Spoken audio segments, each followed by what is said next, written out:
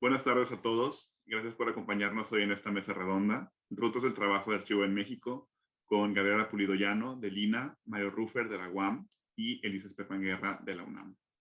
En PASO, la Organización Estudiantil del Doctorado en Español y Portugués de New York University, y en el King Juan Carlos First of Spain Center de la misma institución, estamos muy emocionados por escuchar a nuestros tres panelistas. El enfoque interdisciplinario y transnacional desde el que trabaja la mayoría de nuestros estudiantes exige que estemos en constante diálogo con académicos que trabajan en las disciplinas y en los países sobre los que nuestras investigaciones buscan incidir. En esta ocasión nos acompañan tres excelentes investigadores que trabajan en instituciones mexicanas. Para presentarlos, les cedo la palabra a nuestra moderadora, Bárbara Pérez Curiel. Ella es instructora y estudiante de doctorado en el Departamento de Español y Portugués de la Universidad de Nueva York, así como presidenta de nuestra organización estudiantil. Es maestra de Letras Hispánicas por la Universidad de Oxford y licenciada en Letras Alemanas por la Universidad Nacional Autónoma de México. Ha trabajado como editora, escritora y traductora para diversos medios editoriales dentro y fuera de México. Bienvenidos. Adelante, Bárbara. Muchas gracias, Fernando. Y voy a comenzar presentando a nuestra primera panelista, la doctora Gabriela Pulido Llano, pero primero voy a hacer un anuncio muy breve sobre las preguntas de la audiencia.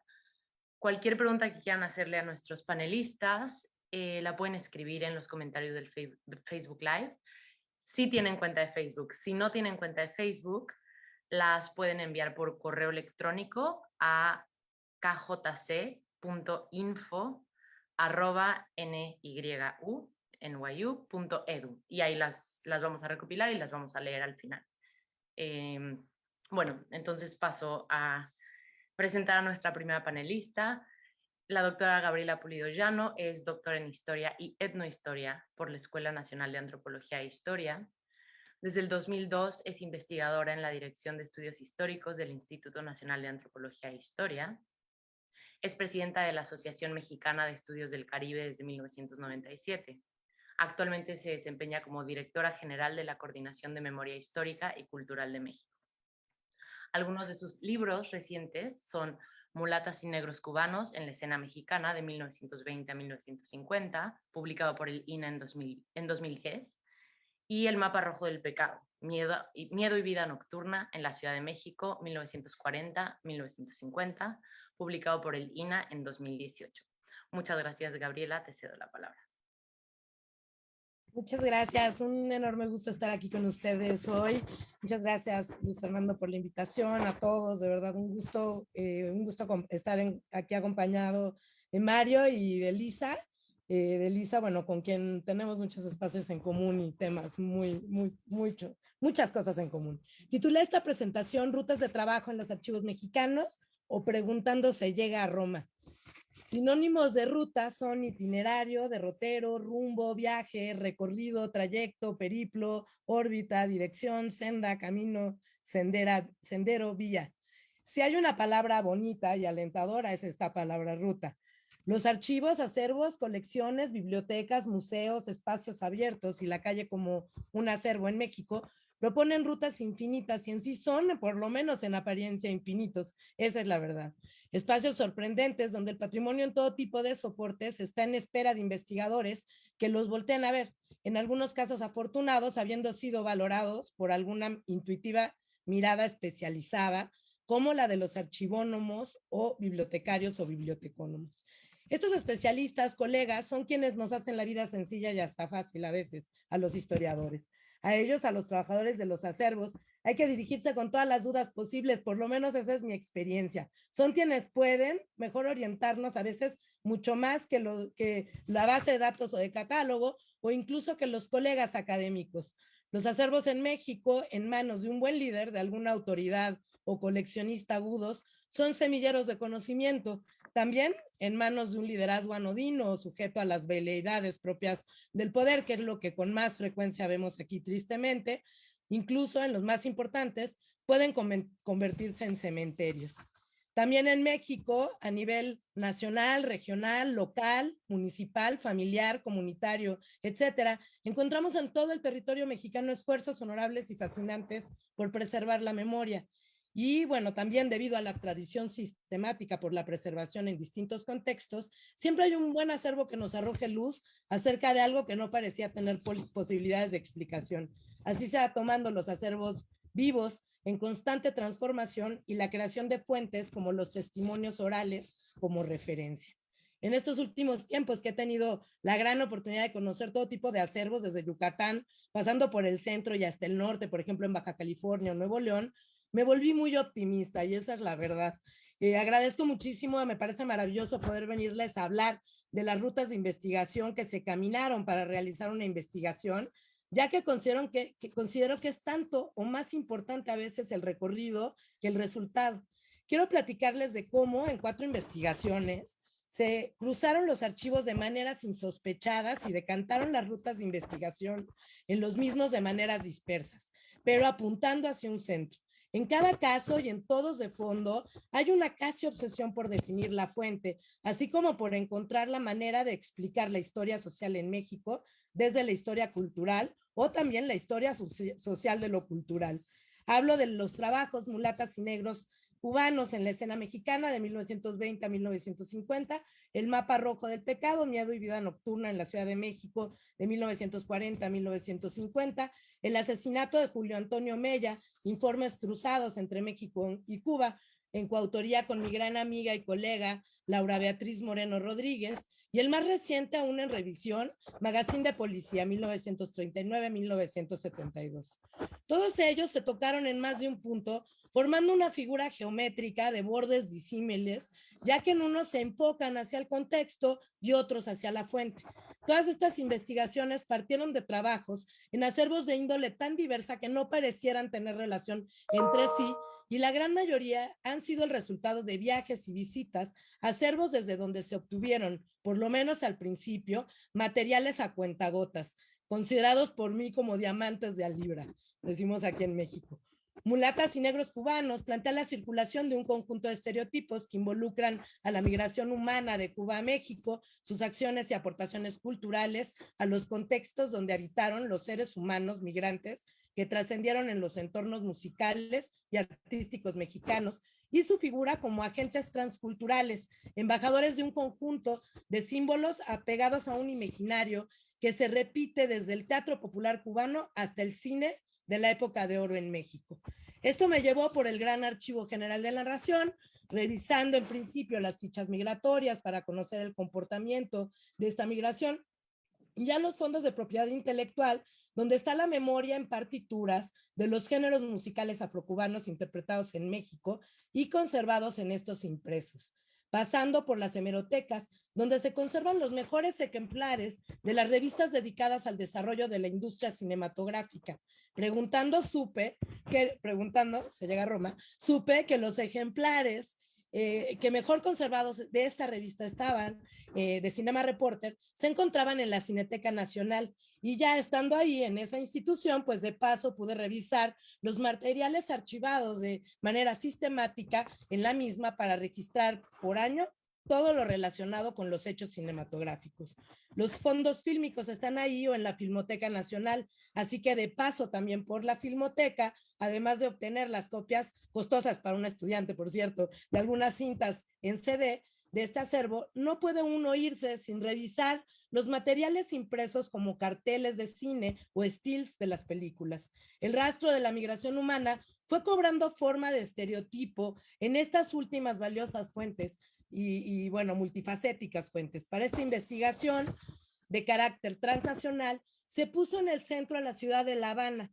Un número de viajes a la capital cubana derivaron en incursiones al Archivo Nacional de Cuba y a su hemeroteca, donde se encuentran completos los ejemplares de la revista Bohemia, cuya gráfica utilicé para contrastar la gráfica mexicana, donde rumberos y bongoceros proliferaron durante más de una década, así como los libretos de teatro popular cubano albergados en la Biblioteca Nacional José Martí en La Habana. También las fototecas, tanto la Nacional de Cuba como la Nacional de México, como la Fototeca Pedro Guerra de Yucatán y la Fototeca de Veracruz en el puerto, tienen registros visuales que cubren vacíos de esta investigación, a la que si algo definió fue lo itinerante. Por último, las fonotecas en el Museo de la Música en Cuba y la Fonoteca Nacional contenían información única que una vez ubicada en los contextos musicológicos musicológicos, permitió comprender el gran aporte e impacto que tuvo la migración artística que fue cubana a México, que fue todo menos cuantiosa. Una veintena de acervos, testimonios orales y un número de fuentes que fueron encontrando forma en el camino mientras las preguntas se mantuvieron abiertas y no castrantes como camisas de fuerza. De esta reconstrucción sui generis, construida a partir de fuentes tan disímiles y recuperadas en acervos tan diversos, surgió la inquietud por conocer la historia de la vida nocturna en cabarets y salones de baile en la Ciudad de México. Una gran cantidad de documentos habían quedado en el camino sueltos, esperando encontrar una ruta, y se encontró en otros acervos con otro ritmo de trabajo hasta construir el mapa rojo del pecado. Aquí las investigaciones se tocaron en este punto, la presencia artística cubana en estos espacios heterogéneos de sociabilidades tan heterogéneas. El contrapunto en esta investigación movió el escenario a uno planteado por el periodismo de Nota Roja.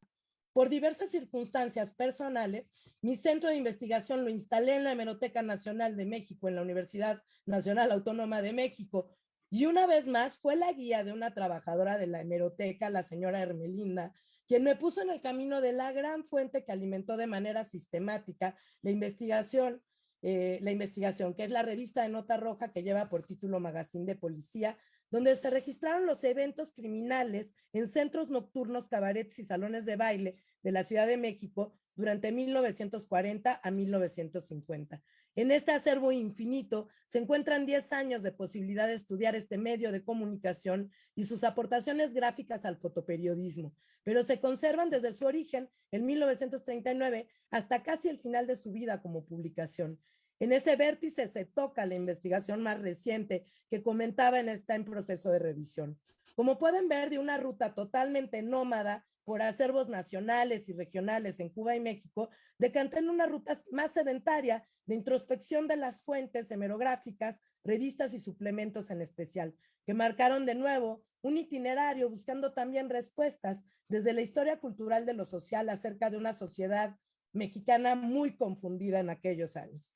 El mapa rojo del pecado mantuvo su centro apegado a esta revista de Nota Roja y a la Hemeroteca Nacional, pero requirió de contrapuntos en otros acervos, como los judiciales, que, bueno, Elisa conoce totalmente, donde el registro de lo criminal daba cierta información que contribuyó a comprender la construcción de los imaginarios, y las fototecas, fonotecas y testimonios orales como marcos fundamentales para contener la investigación dentro de un análisis de las narrativas gráficas y el fotoperiodismo de Nota Roja, es decir, de imaginarios visuales y gráficos con las historias del ocio metropolitano, así como las más terribles huellas de temas como la trata de mujeres en manos de proxenetas, incluso con fines de trata internacional.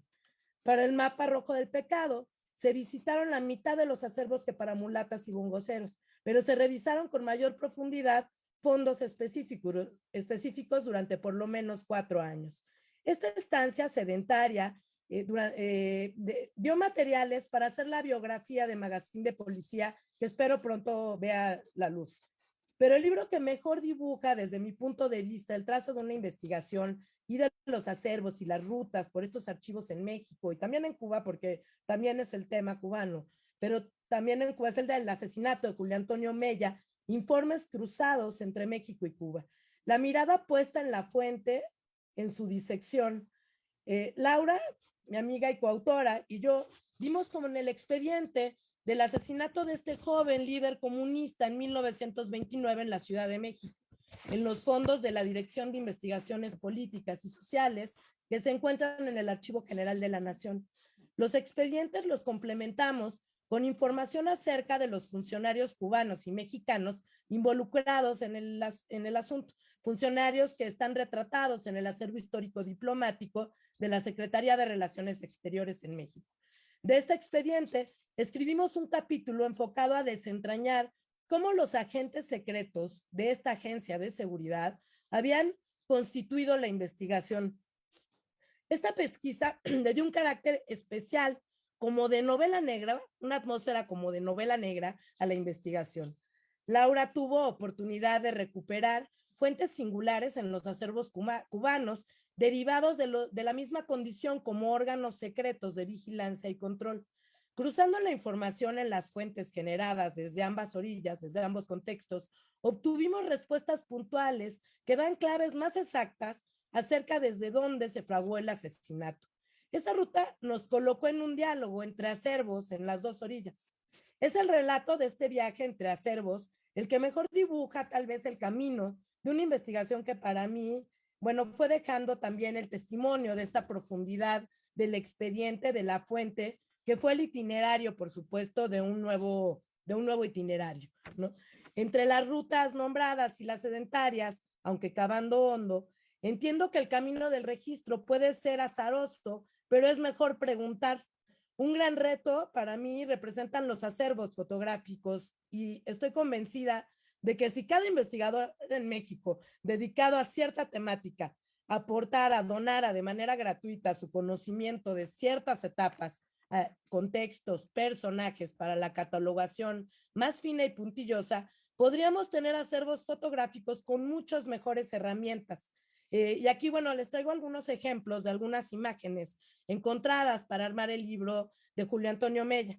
Estas imágenes acompañaron, por supuesto, el relato, van acompañando el relato y su reconstrucción, la ruta de estas imágenes, también fue reconstruida a partir, por supuesto, de la investigación, ¿no? En un primer momento, recuperamos todas las imágenes que en la Fototeca Nacional de México se tienen acerca del cortejo fúnebre tras el asesinato y la investigación, por supuesto, de este joven comunista cubano en 1929. Y al contrastarlo con el relato que hicieron los colegas comunistas en su periódico, en su órgano de aquel momento, el periódico El Machete, contrastando con este relato de la ruta del cortejo fúnebre, pudimos establecer el orden de las imágenes.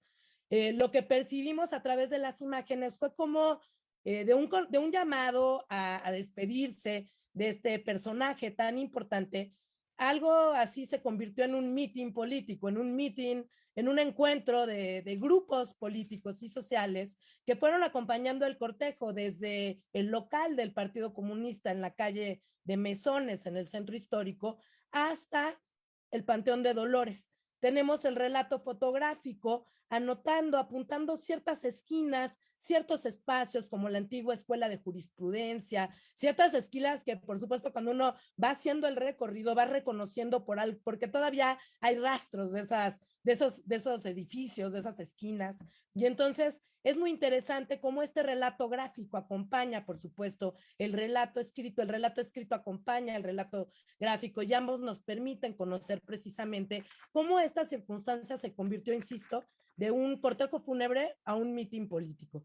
Y por otro lado, obtuvimos también, buscando así también minuciosamente, pero también preguntando a los colegas de la Fototeca Nacional y de otras fototecas, colegas como la doctora Rebeca Monroy, que tiene también un registro fotográfico fantástico recuperado del Archivo General de la Nación, pudimos conocer cómo fue el tratamiento gráfico de la imagen de Tina Modotti, la fotógrafa Tina Modotti, que fue muy conocida, pareja en aquel momento de Julio Antonio Mella, y a quien se le acusó de haber participado en la conspiración para asesinarlo.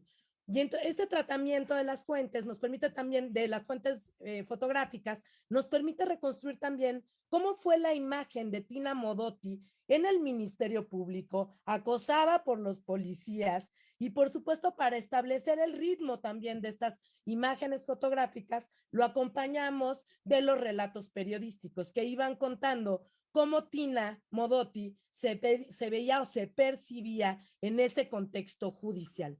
Esto, bueno, yo con esto me gustaría terminar y, bueno, dar pie ya posteriormente a comentarios, preguntas, todo, porque, bueno, creo que de hecho, o sea, lo que más quería hacer énfasis era como una investigación se va hilvanando con otra a través precisamente de estos hallazgos en los repositorios, bueno, de memoria, en los acervos mexicanos, en los cuales si en un lugar no encuentras una cosa, no, en otro puedes encontrarlo.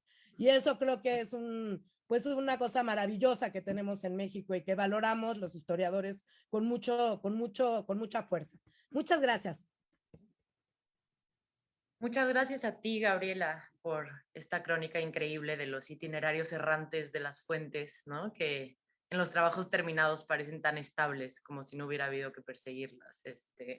Pero bueno, le recuerdo a la audiencia que si tienen preguntas pueden irlas desde ya escribiendo en los comentarios del evento en Facebook o mandárnoslas por correo electrónico. Y con esto pasamos a nuestro segundo panelista.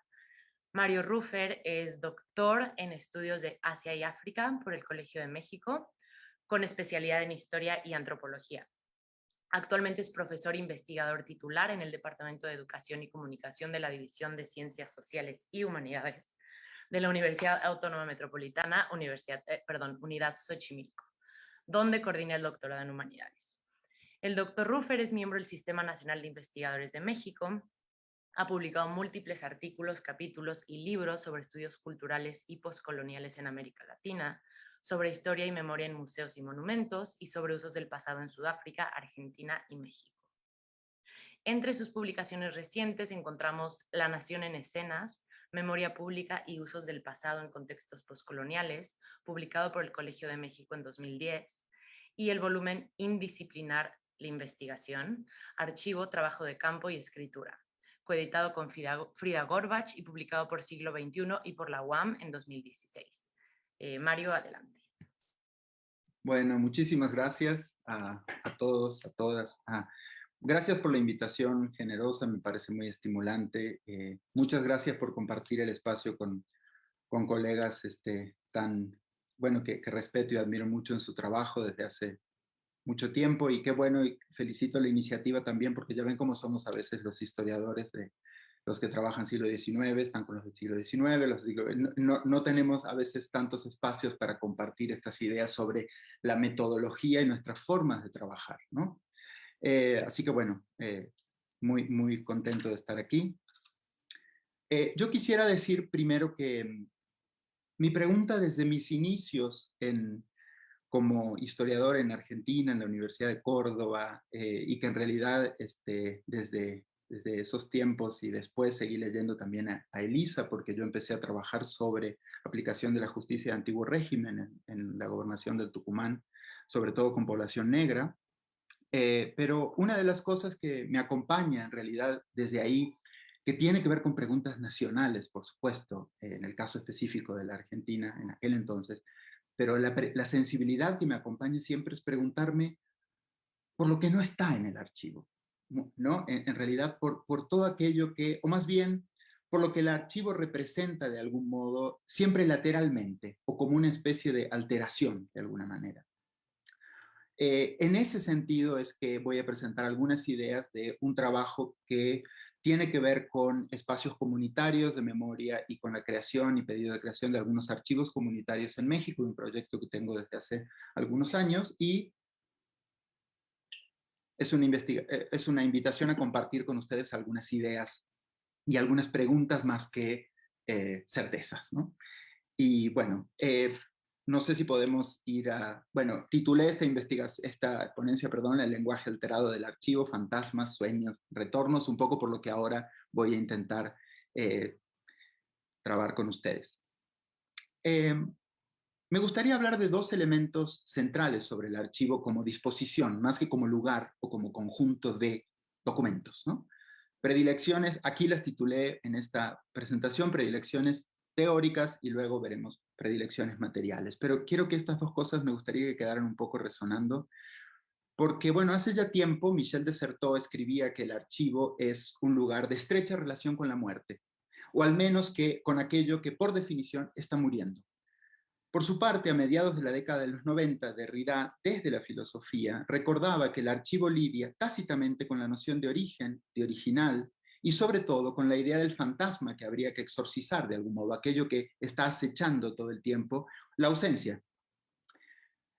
Akin Mbembe, ese gran historiador y filósofo sudafricano, añadía más recientemente otra arista a la discusión y decía: el archivo, justamente porque evoca aquello que no acaba de morir, lidia con los espectros, con lo que todavía está resonando en una sociedad, y como tal, su presencia convoca al debate al mismo tiempo que escapa a la fijación.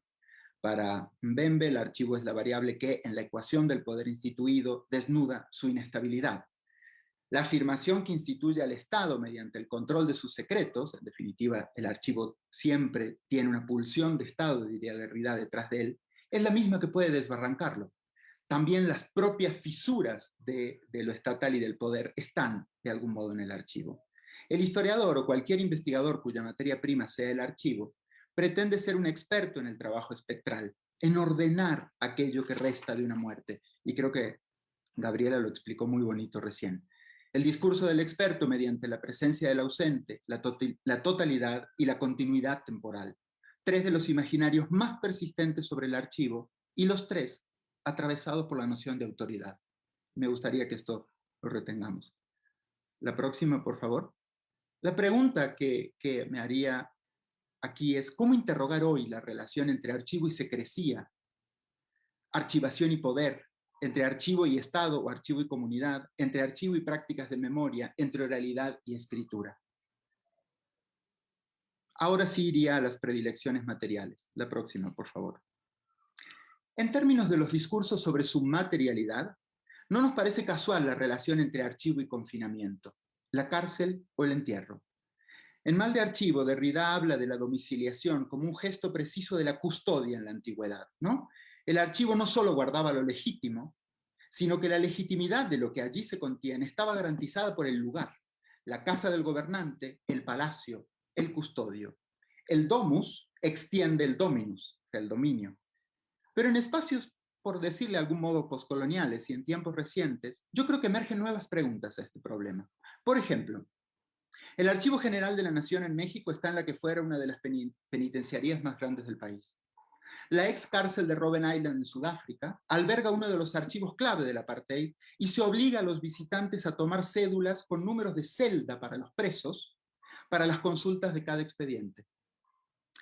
En Argentina, en 2020, en 2022 creo que va a ser, se espera que la antigua prisión de Caseros albergue, o sea, otra vez una prisión, al Archivo General de la Nación después de algunas modificaciones de rigor.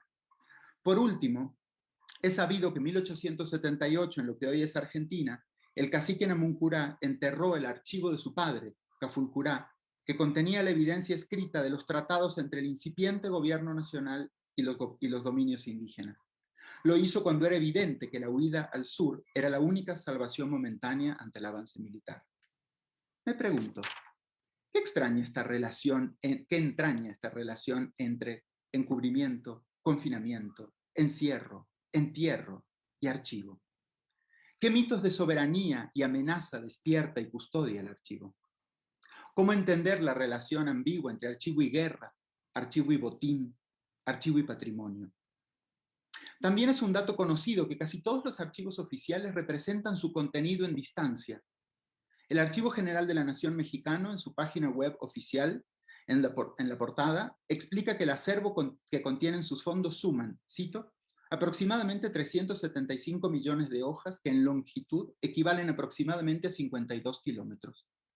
El Archivo General de la Nación Argentina presume que sus documentos abarcan 15 kilómetros lineales desde 1778 hasta 2007.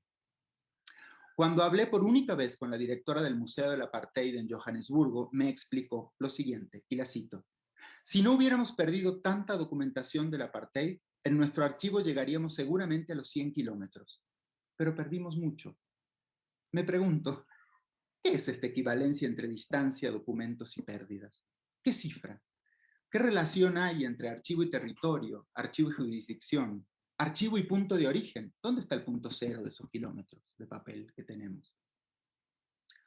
Para trabajar esto, ahora sí, iría a algunas lecturas periféricas que salen de mi trabajo de campo en realidad, pero un trabajo de campo sobre museos comunitarios donde la noción de archivo aparecía una y otra vez, como quisiera ver aquí, de alguna u otra manera, resonando en la posibilidad de hacer algo con eso que es la pulsión de archivación que sostiene a las comunidades y que no sostiene.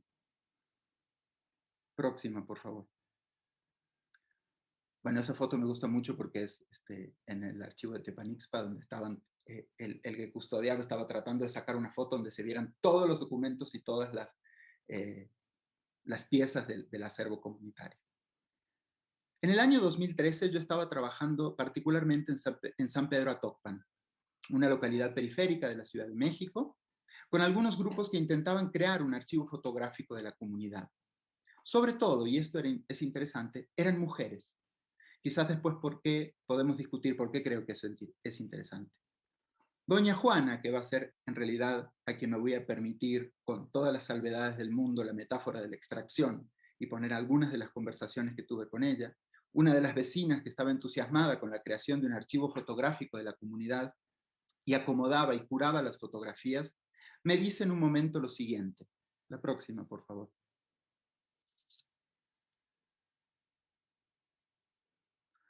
¿Cuánto hace que les quitaron a los gachupines las concesiones y les entregaron las cédulas y nos entregaron las cédulas reales que nosotros tenemos todavía en el poder? El mismito rey nos entregó las cédulas reales, que realmente conservan, esas son mis palabras, las cédulas reales de concesión todavía del siglo XVIII. Y ahora, ¿resulta que les quieren dar las concesiones del río a los gringos? No, si a nosotros nos quieren ver la cara con esto de dar y de dar. Aquí la noción de concesión, como figura de raíz colonial, evidencia su estructura de conquista.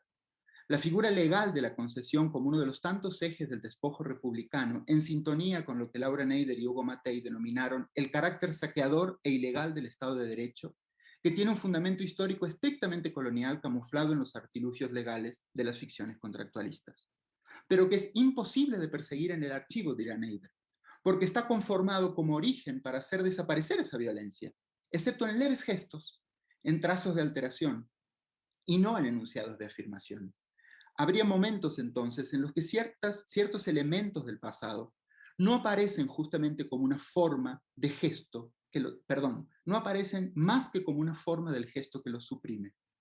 Si recordamos la manera en que Michel de Certeau trabajó con la palabra de las posesas en el siglo XVII, de Certeau decía, no me interesa la posesión como fenómeno, la posesión como un acontecimiento histórico, sino la posesión como la posesión de las monjas, ¿no? Como un gesto en la archivación, un habla que está alterada porque en realidad impide su recibimiento en el discurso. A las poseídas no las entendía ni el discurso médico, ni el discurso jurídico, ni el discurso religioso. Y el archivo, sobre todo con la oralidad y con la tradición popular, hoy quizás diríamos subalterna, quizás, funciona así. Espera que una escritura, una forma de saber, lo recorra y sepa lo que dice. La misma Juana me había dicho unos días antes, revisando las fotos que pensaban clasificar, la próxima, por favor, este es nuestro patrimonio, y otra vez con lo del patrimonio. Este parece notario, y se refería, bueno, al chavo que estaba ordenando el archivo. Es que yo le digo, yo quería que habláramos de las fotografías, ¿vio? Dice que son nuestro patrimonio también. Entonces, todas esas tierras alrededor las hemos perdido por concesiones que ni sabemos de dónde salieron. Los títulos de propiedad los tenemos, las cédulas del rey, todo. También sabemos quiénes son las gentes que entregó las tierras, pero ándele, que eso no, que este es nuestro patrimonio. Y ahí nos tiene, contando figuritas y con su cartelito. En el célebre cuento Funes el Memorioso, Borges aborda un dilema central que viene a colación aquí para esta plática. Su personaje Irineo Funes retiene en la memoria todos los detalles, todos los números, todas las fechas y todo el archivo del mundo.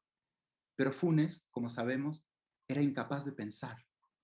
Para hablar del archivo, Juana de Actopan nos proporciona una advertencia central. Ella quiere hablar, discutir, pensar las fotografías, el tiempo, las sequías, las expropiaciones. Pero el encargado del museo, el maestro, la inhibe, algo que seguramente también haríamos los investigadores. Ella se conforma con clasificar y describir, contar figuritas y escribir su cédula, su cartelito. Hacer honor a lo que Susan Stewart llamó para las metodologías la obsesión perversa que comparte el método científico-social con el coleccionismo. Una mancuerna nunca develada entre la taxonomía, la acumulación y el secreto.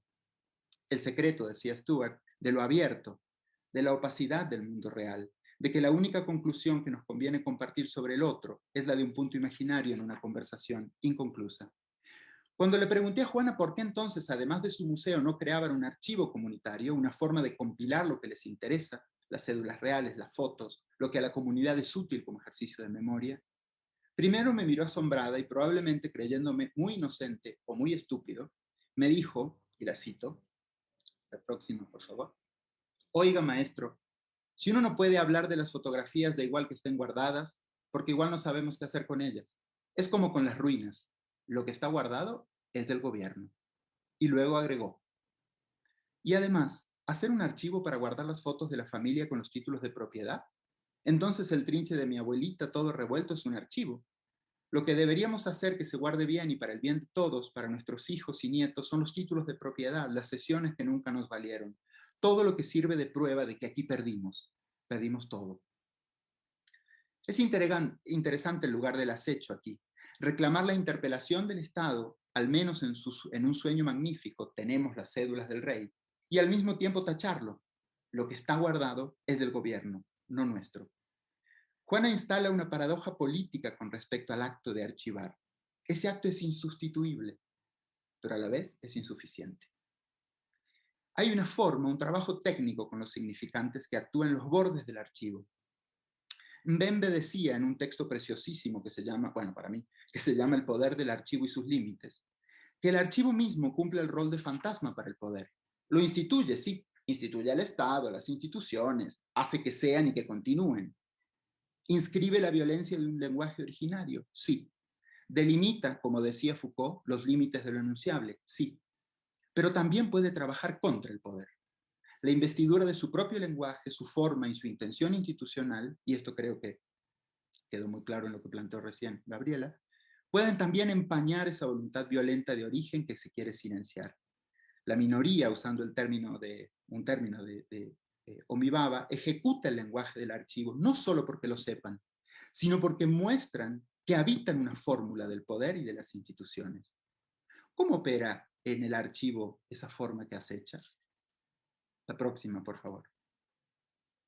Y aquí quiero hablar de el sueño y el fantasma. Ahora la próxima. La misma doña Juana, una tarde de mucho calor, mientras revisábamos algunas locaciones posibles para una muestra de fotos de mujeres del lugar que no acababa de cuajar, me cuenta esto. Y sí, nos pidieron fotos para armar el archivo aquí, que si no teníamos papeles, pues que mostráramos que desde antes estamos, que lo mostráramos con las fotos. Yo les decía, no, pues qué foto, ¿con qué nos iban a tomar fotos a nosotros? Las de la cartilla nomás, la foto infantil, la del IFE de antes, la de mis abuelitos que siempre llevo conmigo y que son mi tesoro, con las cédulas. Otra foto no. Yo los traigo en sueños, eso sí. Uy, de eso sí puedo contar. Siempre están en los llanos altos y en la parte verde que ya es de las ladrilleras. Pero ¿a quién le van a importar lo que uno sueña, verdad? O los aparecidos que merodean los campos y que asustan y quién sabe qué tanto. Siempre andan asustados los de las ladrilleras, se refiere a las empresas constructoras de ladrillos que ocuparon algunos de los campos, por los fantasmas. Yo no me meto, ni que sí ni que no. Pero fotos, eso sí no. Me pregunto si podríamos pensar que el sueño de Juana impugna la lógica estratégica de la escritura y sobre todo su violencia. Me parece crucial comprender cómo Juana, en la posición de la foto, reconoce al poder del Estado. Recuerda claramente la tesis de Matelart sobre lo importante de retener que las redes técnicas, y en especial la foto de rostros, nace como una práctica destinada a ser archivo del poder, la identificación de las personas fácilmente reproducible como signo más analógico del legajo. Pero Juana, como tantos, como nosotros mismos, lo transforma en una práctica íntima, en ayuda en memoria. Juana no tiene ni papeles ni fotos para mostrar que vive en esas tierras desde hace generaciones y que se mueve en ellas con su parentesco extendido entre las estaciones de la milpa y los movimientos propios que exige negociar con las empresas que avanzan y con el negocio inmobiliario que se impone. Una historia que se repite no solo en México, sino en cualquier estado postcolonial o neocolonial, cuya geografía imaginaria está constituida sobre poderes tutelares de poblaciones móviles, descartables a veces, prescindibles muchas otras.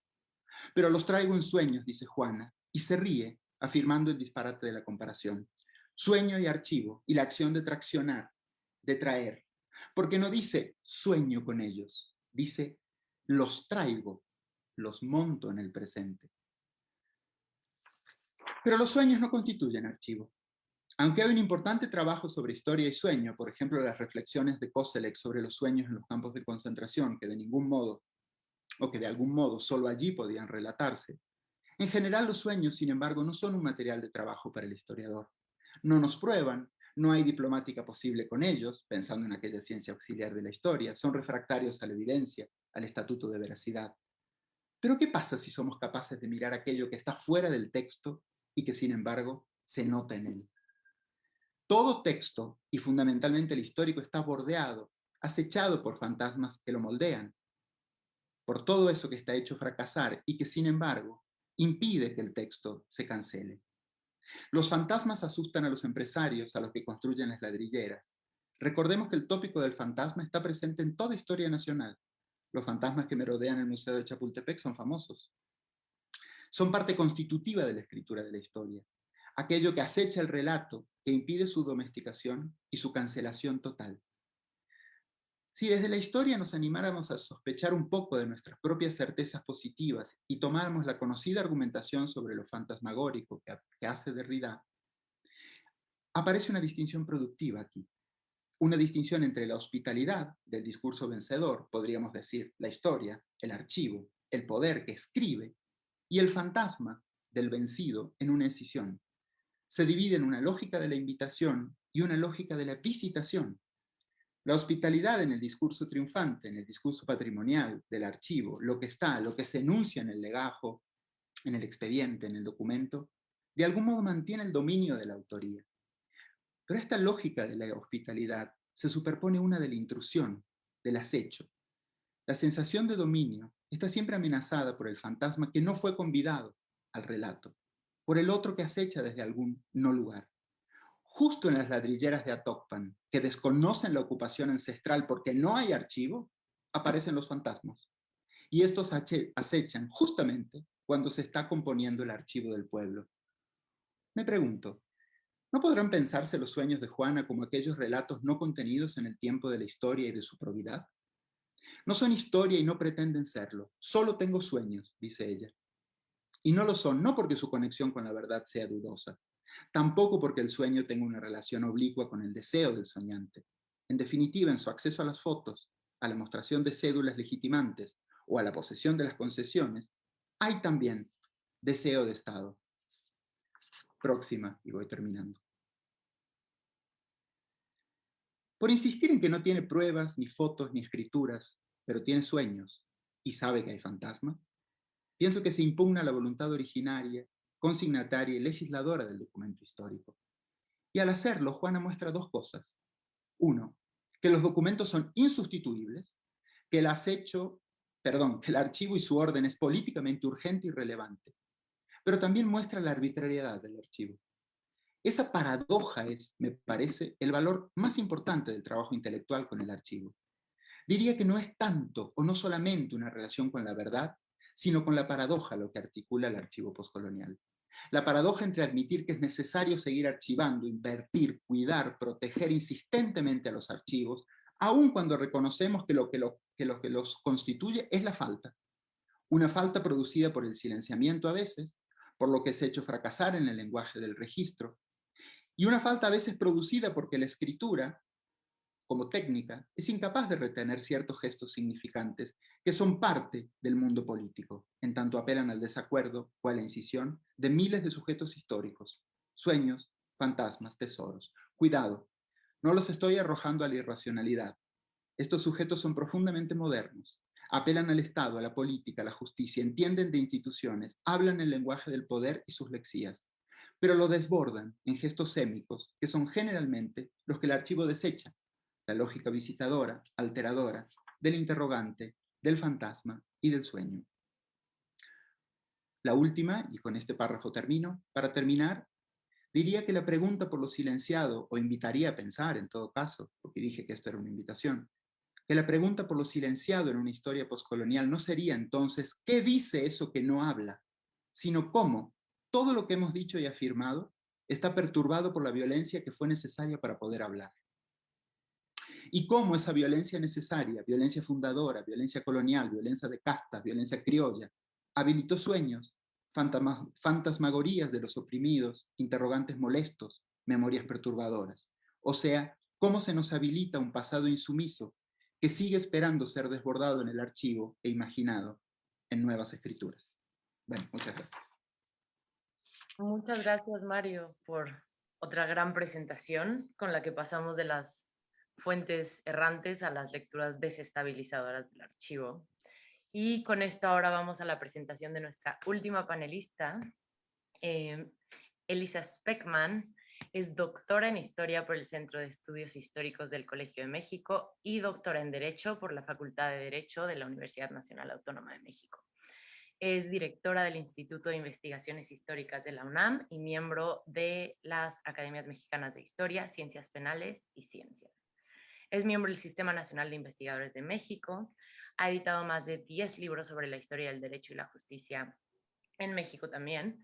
Y es autora de los libros El derecho a vivir como una mujer amante y amada, Nidia Camargo, su crimen y su juicio, publicado por el Colegio de México en 2019. En tela de juicio, justicia penal, homicidios célebres y opinión pública, publicado por Siglo XX. Y pues con esto, Elisa, te cedo la palabra. Muchas gracias. Bueno, pues muchas gracias por la presentación y muchas gracias por la invitación. Me encanta estar aquí compartiendo la mesa con dos muy queridos colegas y bueno, como dice Gaby, con Gaby, a quien conocemos y hemos transitado muchos caminos juntas. Bueno, yo voy a hablar específicamente de los archivos judiciales. Para un estudio de la justicia se puede recurrir a diversas fuentes, expedientes judiciales, en todos los casos, aunque hay que considerar que los expedientes son mucho más completos, extensos, ricos, cuando se trata de delitos más sancionados que cuando se trata de delitos leves. Y son más ricos cuando intervienen abogados particulares que cuando intervienen defensores públicos que, por carga de trabajo, no pueden emplear tanto tiempo en cada asunto. Esto con excepción de homicidios, como lo decía al principio, o de casos célebres. Y entonces los más ricos son casos célebres por homicidio con defensores particulares. Cuando un caso es célebre, puede ser célebre por la magnitud social del hecho juzgado o bien por la identidad del proceso o de la víctima. Cuando se trata de delitos célebres, las fuentes se multiplican y entonces, además del archivo judicial y del expediente, podemos recurrir a prensa, análisis de especialistas, escritos de los procesados, en fin.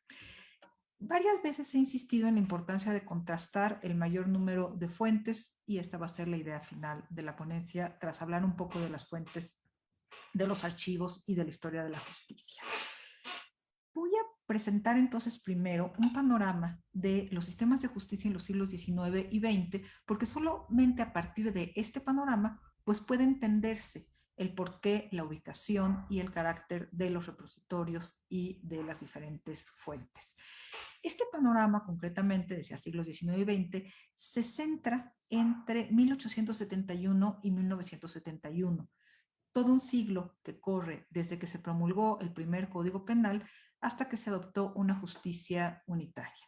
No pretendo en este momento entrar en detalles sobre los cortes, si a alguien le interesa, bueno, al final puedo extenderme un poco más. Pero básicamente lo que quiero es presentar un contraste entre dos momentos importantes. Una etapa en la cual funcionó el juicio por jurado, intervención ciudadana en la justicia, y una etapa en que ya sin la existencia del jurado, la justicia fue exclusivamente impartida por jueces profesionales. En ambos momentos, en estos 100 años, 1871-1971, la justicia se regía por los siguientes principios. Primero, los juzgadores debían ceñirse a la ley, es decir, justicia se entiende como la correcta aplicación de la ley. Esto lo garantiza la Constitución mexicana en el artículo 14. Nadie puede ser juzgado ni sentenciado sino por leyes dadas con anterioridad al hecho y exactamente aplicables a él. Para que un acto se sancione debe estar antes penalizado. Debe ser considerado como un delito en la legislación.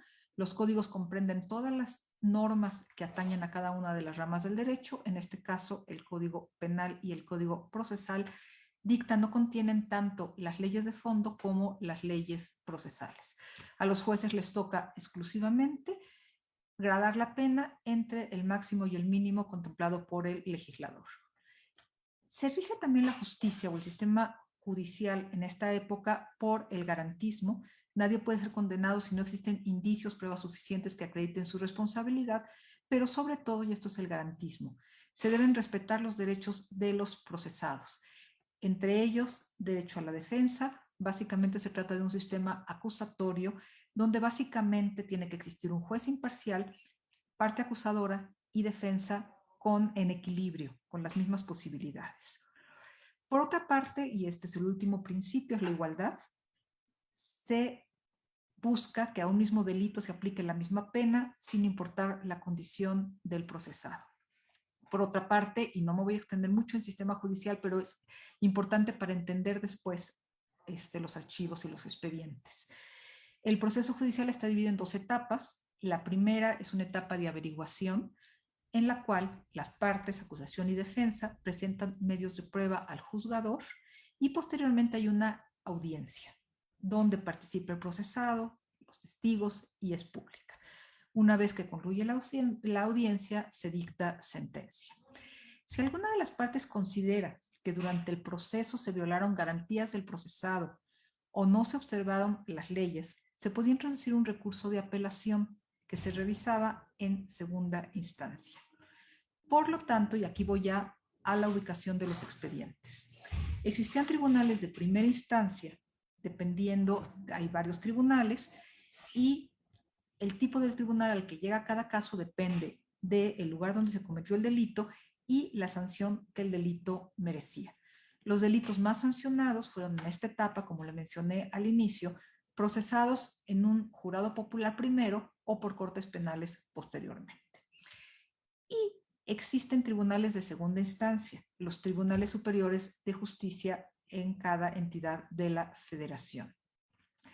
Pero además, y con esto termino, en México existe o se contempla el juicio de amparo, que puede iniciarse si el procesado considera que sus derechos fundamentales fueron violados por alguna autoridad, incluyendo jueces o autoridades judiciales, y estos juicios los conoce el Poder Judicial de la Federación.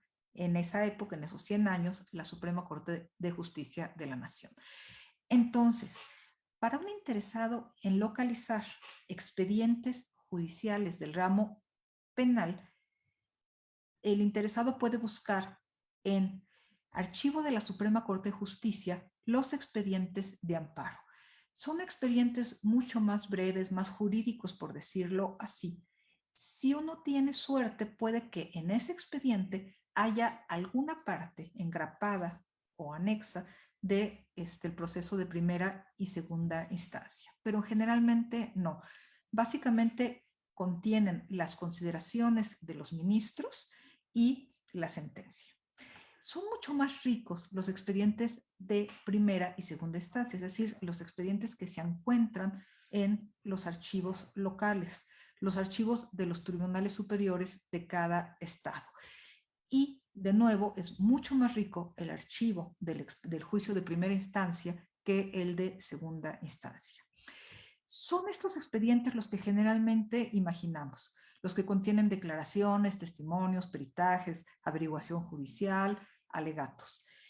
Todos son ricos para una historia de la justicia, pero estos expedientes son mucho más ricos también para una historia social y cultural. Contienen fotografías del procesado, contienen fotografías o esbozos de la escena del crimen, fotografías o esbozos de las armas, peritajes, descripciones de personas, relaciones, conflictos, lugares, hábitos, costumbres, diversiones.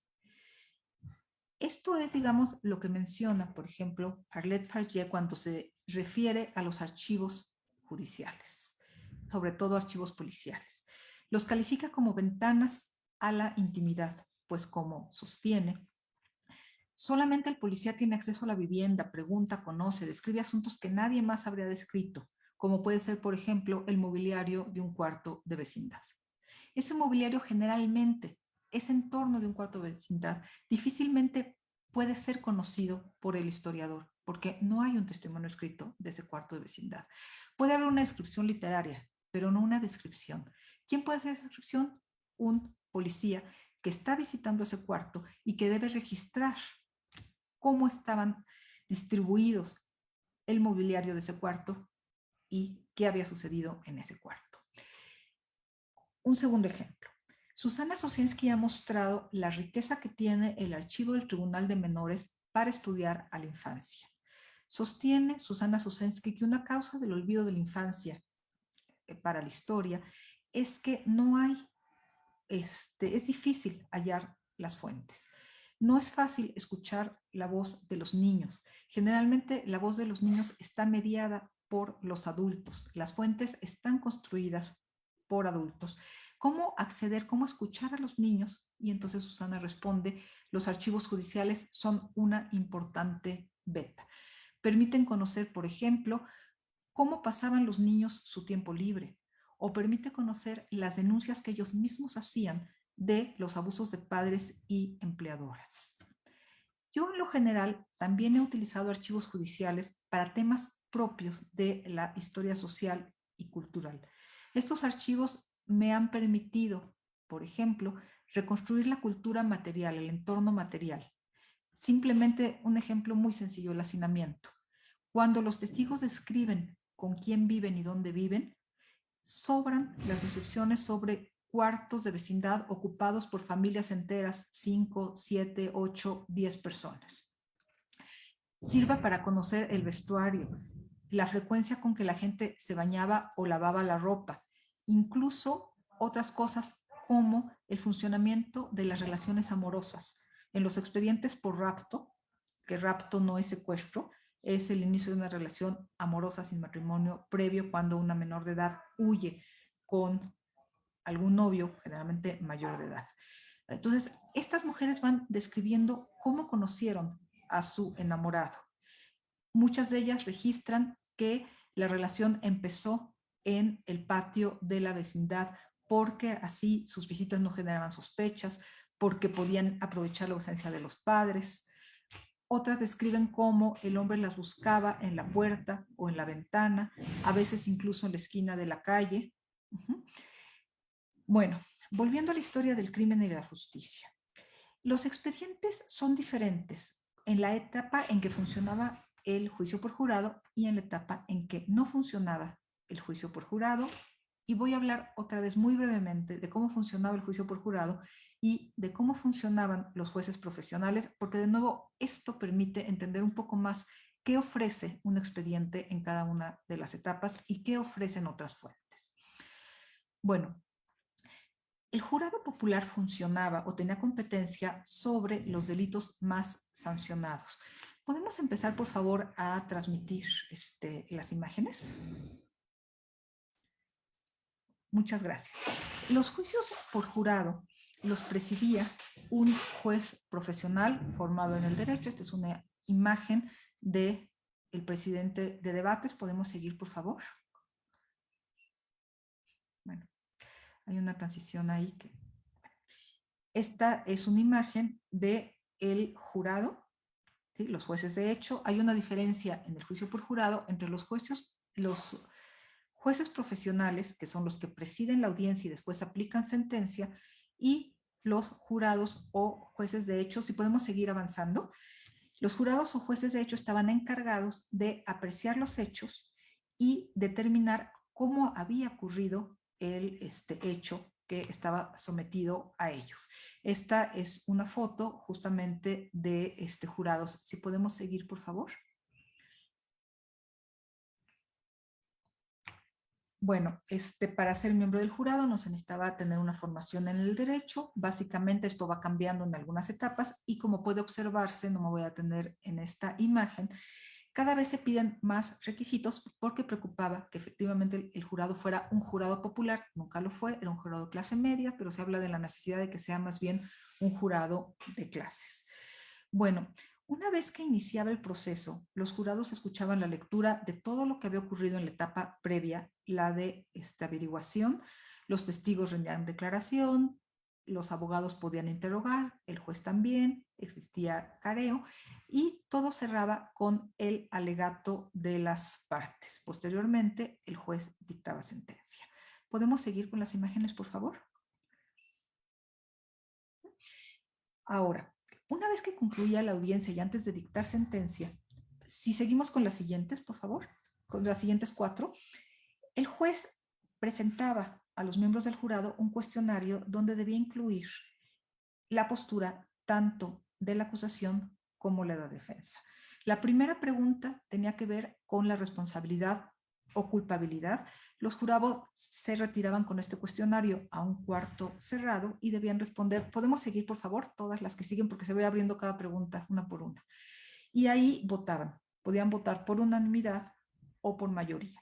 La siguiente pregunta tenía que ver con la forma en que la existencia del delito, las lesiones causaron la muerte.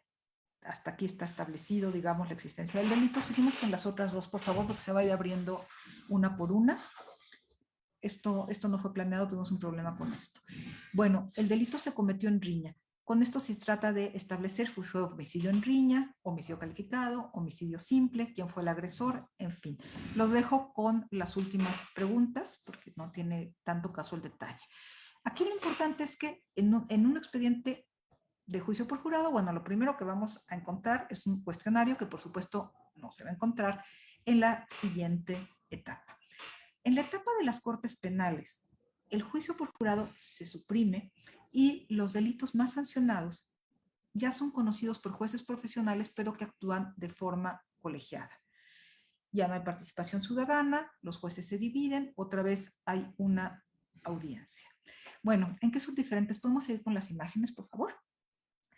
¿En qué son diferentes? Bueno, esto es un juicio por jurado. Si seguimos pasando imágenes, cuando haya que parar, yo voy avisando. Me voy a ir refiriendo a ellas. Bueno, esta es la parte exterior, pero lo que me interesa es que vean el interior. Entonces, lo más importante son públicos y hago audiencia. En los casos célebres, se llenaban los salones y la gente iba pidiendo boletos, se iban repartiendo porque no cabían dentro. Entonces hay público de todo tipo y ahora sí paramos, por favor. Este es el público en una de las audiencias. ¿Cuál es la diferencia? Que los litigantes, tanto abogado defensor como fiscal, pretenden convencer al jurado para que lo pretenden convencer de su versión sobre la forma en que ocurrió el hecho juzgado. Por lo tanto, se trata de juicios teatrales. Se ensaya cómo va a ir vestido el acusado o la acusada. Las autoviudas, mujeres que mataron a sus parejas sentimentales en la década de los 20, se presentaban vestidas de luto, se desmayaban, lloraban con un velo. ¿Sí? Hay, digamos, se busca, seguimos por favor con las imágenes, se busca convencer, se recurre a la psicología del público. Esto simplemente, las dos siguientes van a ser fotos de los principales abogados de la época que fueron importantísimos, sobre todo querido Moeno.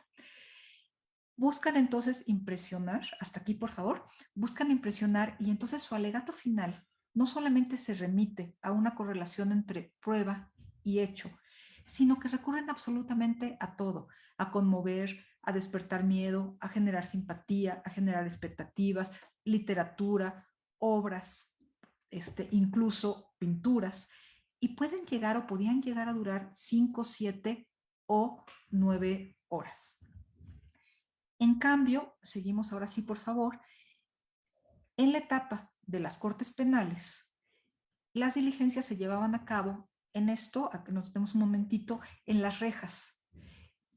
Los tribunales, los juzgados, las salas de audiencia estaban unidas a las prisiones y entonces simplemente el recluso se acercaba a la reja de audiencias y desde ahí se llevaba a cabo la diligencia. Ahora sí seguimos, por favor. Son públicas, pero por supuesto que ya no generan la atracción, ya no son representaciones teatrales, ya la gente no se agolpa para escuchar. Y entonces podemos ver, básicamente ya las diligencias no tienen nada que ver con lo que veíamos, ya no hay asientos, ya no es un teatro. ¿Podemos seguir, por favor? Aquí lo que van a ver son otras representaciones y aquí paramos un momento. Bueno, estas no son las únicas fuentes. Bueno, aquí la diferencia de los expedientes. Naturalmente, un expediente de juicio por jurado no solo tiene el cuestionario, es muchísimo más amplio y podemos tener alegatos de horas. Ya los expedientes ante cortes penales, las partes ya no pretenden, en teoría ya suponen que no van a poder influenciar con elementos ajenos a la prueba y a la ley, que se están dirigiendo a 3 personas formadas en el derecho y básicamente ya el juicio y el expediente se basa en presentación de pruebas, correlación, prueba, ley. Son expedientes mucho menos ricos en este sentido para la historia social y cultural, aunque lo puedan seguir siendo. Hay, sin embargo, otras fuentes que resultan complementarias y sumamente interesantes. Para acercarse a la historia de la justicia y de los procesos, también podemos contar con estudios de especialistas. Por ejemplo, caso de Goyo Cárdenas. Gregorio Cárdenas fue el primer asesino serial en México, mató una serie de prostitutas y se realizaron detallados estudios psiquiátricos.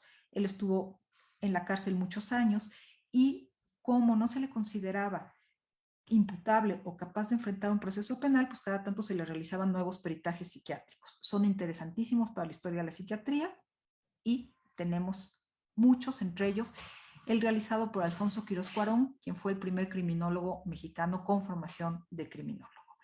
Tenemos otras fuentes, por ejemplo, los escritos de los propios reos. ¿Podemos seguir?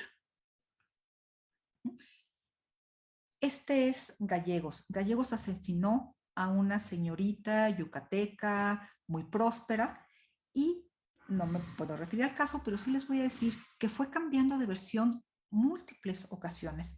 Esto caracteriza al caso. Primero dijo que era inocente, luego que eran los cómplices, luego que era un amante de la señorita, en fin. Todo lo hizo de forma teatral.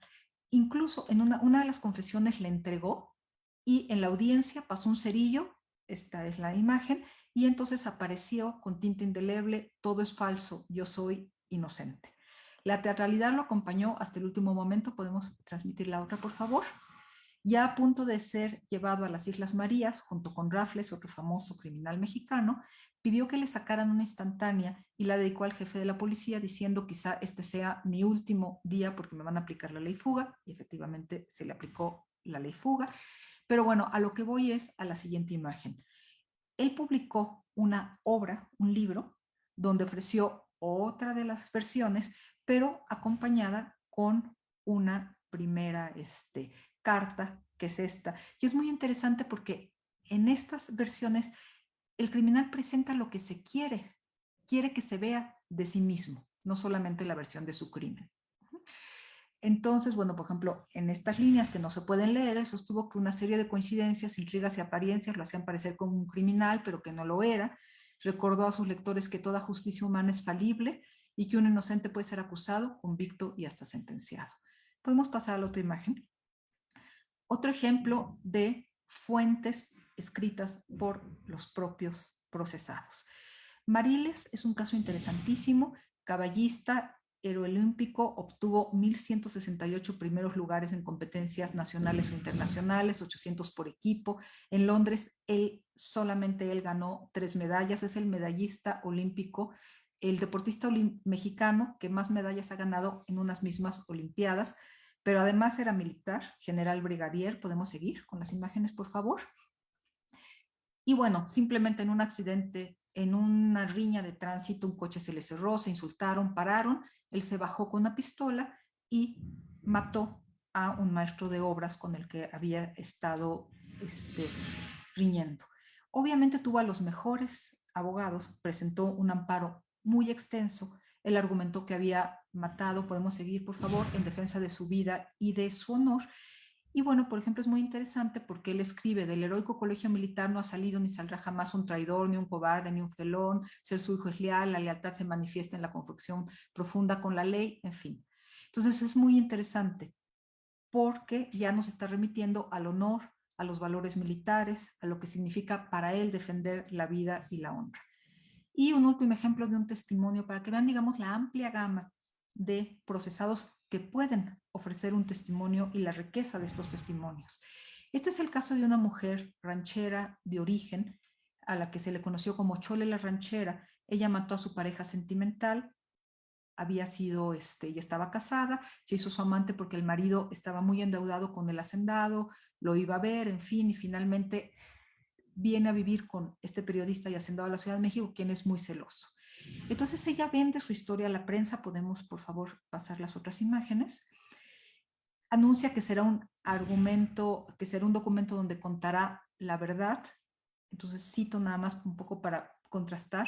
Será un documento humano, claro y transparente, como mi existencia misma, desarrollada al arroyo de los ríos, en la placidez del campo y en la ruda monotonía de las montañas. Ella se presentó siempre como víctima del amor y habla, bueno, de los celos. Él la perseguía, ya estamos hablando de la víctima, veía en cada hombre un rival y en mí a una mujer insaciable que se entregaba al primero que pasaba. Y narra ese día, dice, a un acostado siguió injuriándome, llamándome por los nombres más duros y crueles, la discusión se agrió, la copa de mi paciencia se había rebosado. En un rapto de locura le disparé y lo maté en un momento de miedo insuperable, de pánico indescriptible. De ahí el título de la serie, No soy criminal, soy una víctima. Ya voy terminando. Otra fuente fundamental es la nota roja, pero aquí hay que decir que también podemos seguir, por favor, que es muy diferente la nota roja cuando existía el juicio por jurado que cuando no existía. Voy a hablar, para ejemplificar, de un último caso, el de Nidia Camargo, y con este ejemplo casi voy a terminar.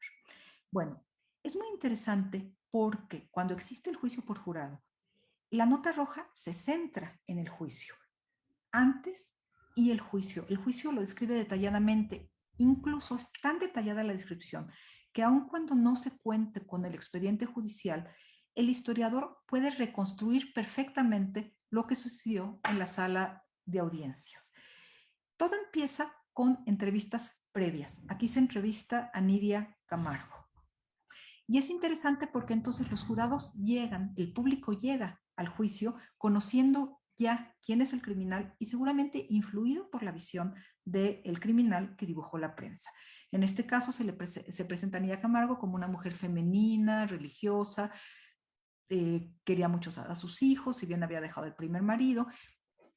Todo el asunto es que ella se enamoró de un cónsul chileno, quien puso con ella una falsa fábrica de jabones y de perfumes franceses, productos cosméticos japoneses, y la realidad es que ella pasaba toda la noche preparándolas, no daba la cara, él daba la cara, él se quedaba con el dinero, le engañaba, se burlaba, finalmente amenazó con dejarlo y ella la mató. Entonces, ya desde la prensa, los abogados construyen su versión. El defensor la presentaba como la víctima, no la victimaria, y a la víctima, el cónsul chileno, como el verdadero victimario. Podemos seguir varias imágenes. Lo que aquí les quiero ir mostrando es cómo el juicio se reconstruye detalladamente. Estos fotomontajes son muy característicos, podemos seguir porque vienen otros. Es la procesada y después ustedes vieron a todos los miembros del jurado. Aquí podemos ver otro seguimiento del juicio, ella siendo interrogada por querido Moeno, y por una parte el defensor y por otra parte la acusación. La siguiente, por favor. Aquí otra vez tenemos a todos los miembros del jurado, a todos los participantes y a ella declarando. Ya para este momento, además, la nota roja y las fotografías ocupan una gran parte de los periódicos más importantes de la capital. Seguimos, por favor. Otra vez, Moeno hablando, el arma, al centro la víctima, en fin, todos los actores que comparecen en el proceso, y podemos seguir.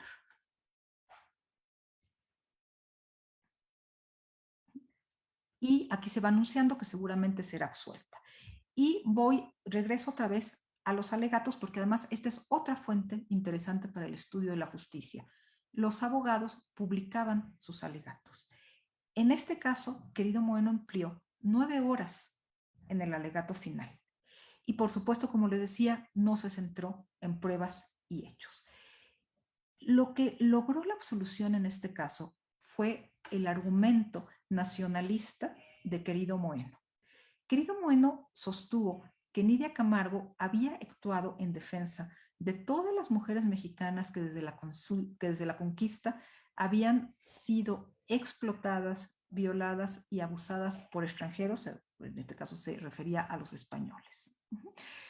Entonces, sostuvo, y cito, que había actuado en nombre de las otras mujeres que antes que ellas rodaran empujadas por la mano del mismo aventurero explotador de mujeres.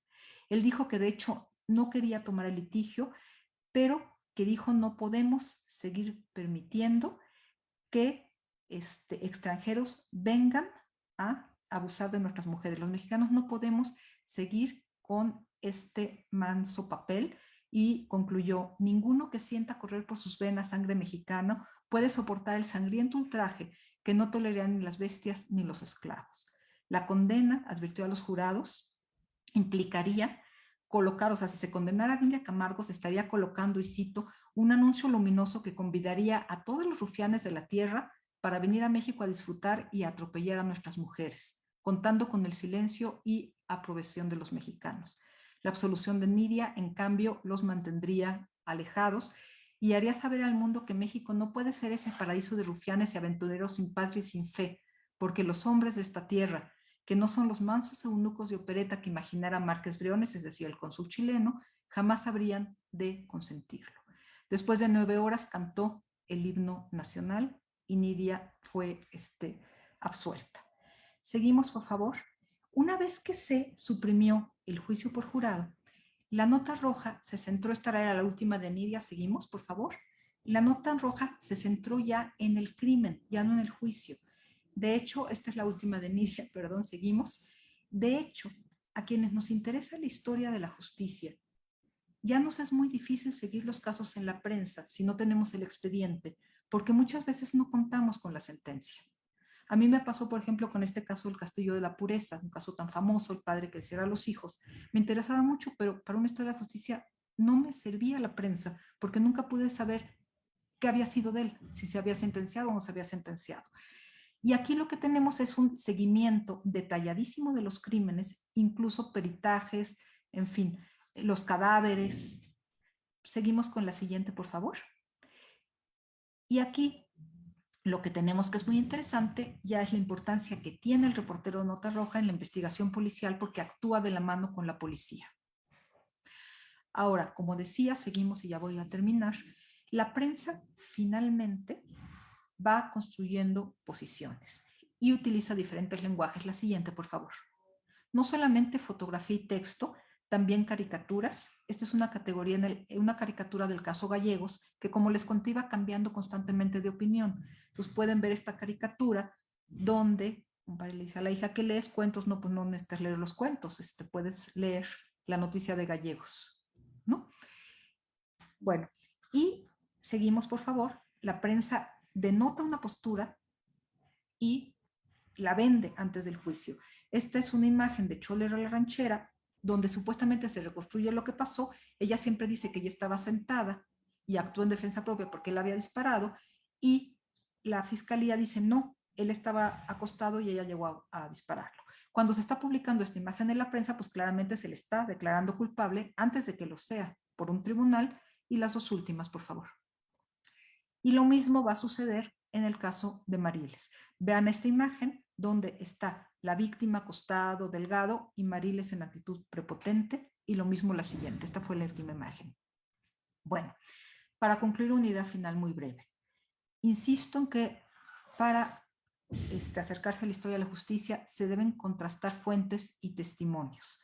De lo contrario, sería como si en un juicio nos quedáramos únicamente con el testimonio del procesado, de la víctima, de los testigos, porque cada quien finalmente relata y recuerda el hecho de forma diferente. Esta analogía se puede aplicar en general para las fuentes. Cada fuente brinda una visión, una perspectiva, se centra en diferentes cosas. Como historiadores no juzgamos, pero si queremos realmente reconstruir la realidad con su riqueza y con su complejidad, no podemos quedarnos con un solo relato. Muchas gracias. Muchas gracias a ti, Elisa. Esta presentación nos da un cierre perfecto con una mirada a las lecturas sociales y culturales insospechadas de los archivos judiciales. Creo que tenemos una gama muy amplia para discutir y ya tenemos algunas preguntas de la audiencia, las voy a leer. Voy a empezar con una pregunta de Jordana Mendelssohn que dice: me encanta esta idea de rutas por el archivo y me hace pensar en la tensión entre la lectura de Foucault y de Certeau de nuestra relación con las estructuras de poder. ¿Cómo entienden los panelistas estas diferencias entre la imposición de estructuras de poder y la posibilidad de mover, trazar las rutas del archivo? ¿Hay ciertos documentos que nos ayudan a construir estas rutas alternativas por los archivos? Por ejemplo, la fotografía. Pues bueno, les paso la pregunta. A quien la quiera tomar.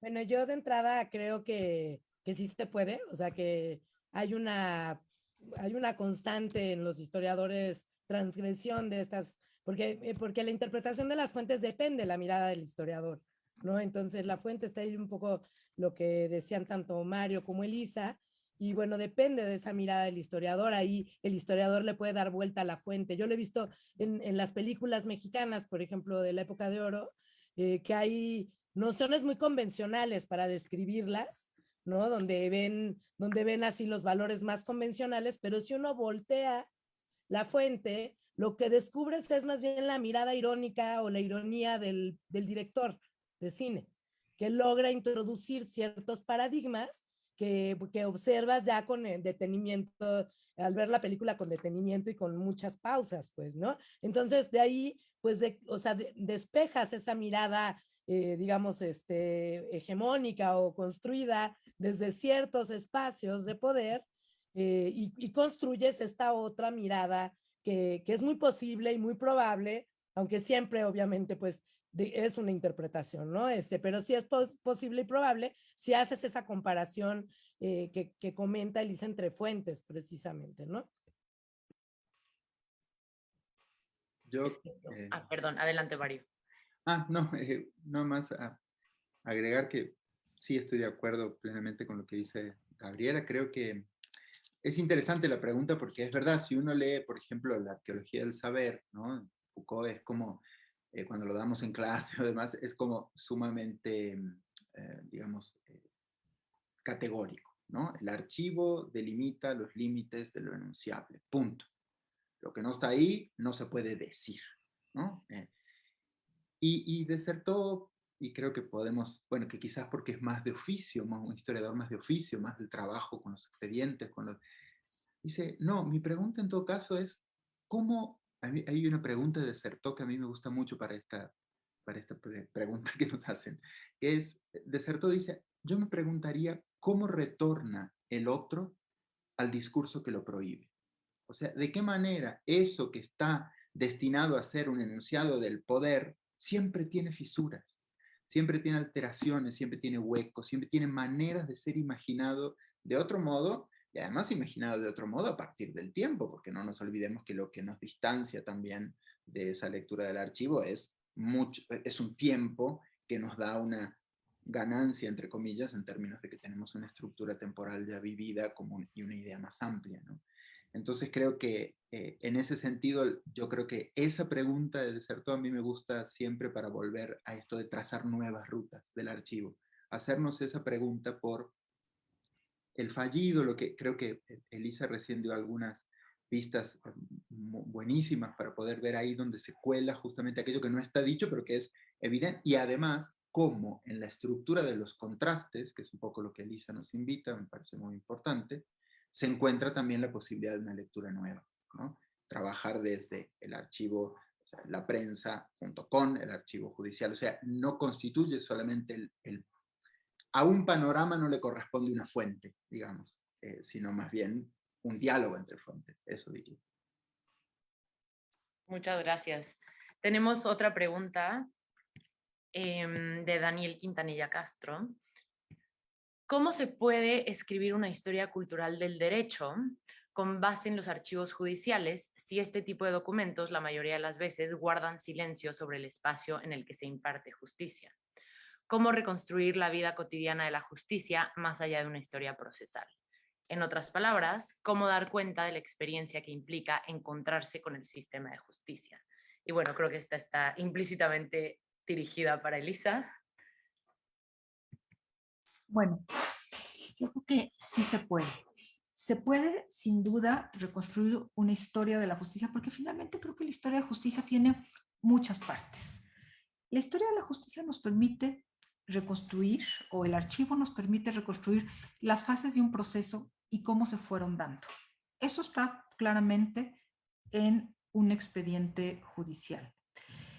Ahora, ¿Qué otra cosa es en un expediente judicial? Las motivaciones explícitas, los derechos procesales, los plazos. Ahora, efectivamente, hay muchas partes que escapan a un proceso judicial. Nosotros podemos pensar, por ejemplo, ¿qué influye en un juez al momento de dictar sentencia? Porque nosotros sabemos que este principio de Montesquieu, el juez no es más que la boca que pronuncia las palabras de la ley, esta obsesión por el apego. Los jueces realmente se pueden ceñir, no importa si hay 100 jueces, porque ante un mismo caso van a llegar exactamente a la misma conclusión y esto nos garantiza el derecho procesal, la certeza jurídica y la igualdad jurídica. Sabemos que esto no es así, porque simplemente un mismo hecho puede ser, y vuelvo a lo mismo, interpretado de muchas maneras. ¿Cómo realmente concluir si un homicidio se cometió o no en riña porque si uno de los dos tenía ventaja o no, si fue un homicidio simple o si uno de los que riñeron lo tenía todo planeado y entonces fue un homicidio calificado porque además era superior al otro? Esto es simple interpretación del hecho y a partir de eso se elige una norma, pero también ante un hecho claro se pueden elegir diferentes normas y esto también lo vemos en el expediente judicial, porque tenemos a una defensa que está presentando una versión de lo mismo, por ejemplo, el caso Mariles. La defensa está diciendo fue defensa legítima de la vida y hubiera resultado absuelto. En cambio, la acusación está diciendo homicidio calificado porque además el tiro entró por la espalda. Por lo tanto, hubieran sido un montón de años, ya no existía la pena capital. Y finalmente se llega a un medio y se dice, bueno, sí disparó por la espalda, pero no es calificado porque no tenía conciencia de que tenía la ventaja. Y entonces después los ministros dicen, pues es que no se necesita tener conciencia de que se tiene la ventaja. Entonces finalmente hay una gran gama de penas. Nidia Camargo podía haber sido condenada por homicidio calificado claramente. Ella estaba armada y la víctima no tenía ningún arma. Y sin embargo, Moeno logra la absolución con una cláusula del Código Penal que dice que no es responsable quien actúa en defensa de un derecho legítimo. Y él dice, ella actúa en defensa de su derecho a vivir como una mujer feliz, libre y amada. Y el jurado dice, sí, actuó bajo ese derecho. Y todos ellos están actuando conforme a la ley. Todos ellos están aplicando una norma. Entonces, esa es otra cosa que nos muestra un expediente judicial. Este principio de la exacta aplicación de la ley no existe. Pero después podríamos preguntarlo, bueno, ¿y entonces qué pesa? ¿Por qué en el caso de Nidia Camargo resultó absuelta y no? Y ahí es donde yo creo que viene la complementariedad de las fuentes. Tenemos una prensa que simpatiza con ella, que está cuestionando ya el papel de la mujer, el papel de la pareja, que está, digamos, mostrando, hay un contexto de la posrevolución que está cuestionando ya la concepción de género tradicional, pero además resulta que querido Moeno era contrarrevolucionario, se están peleando los revolucionarios con los libres. Y entonces tenemos un amplísimo contexto y nosotros no podemos saber qué pesó en los jueces, pero sí podemos decir, bueno, pues lo que pasa es que esta sentencia coincide más o menos con la postura de estos diarios o con la postura con ciertos valores o con ciertas ideas. Entonces, la respuesta es, el expediente en sí solo sirve para muchas cosas. El expediente sumado a otras fuentes sirve todavía para más. No sé si con esto contesto la pregunta. Y tenemos varias preguntas más, pero también estamos en el límite de tiempo. Entonces no sé si Gabriela o Mario quieran agregar algo a estas últimas discusiones que hemos puesto en la mesa. Y si no, con esto terminamos nuestro panel sobre historia y trabajo archivístico en México. Muchísimas gracias a nuestros presentadores. Muchísimas gracias a Fernando Bañuelos, instructor y estudiante de doctorado acá en NYU, por la organización del evento. Muchísimas gracias al King Juan Carlos Center, a Jordana Mendelssohn y a Laura Truégano, y a Isabel Duverger por producir y por alojarnos virtualmente esta hora y media. Y bueno, finalmente, muchísimas gracias a la audiencia por estar, por su presencia y por sus preguntas. Y pues nada, gracias a todos. Muchas gracias. Muchas gracias a ustedes, gracias. Muchísimas gracias, de verdad. Muchas gracias a todos. Un gusto.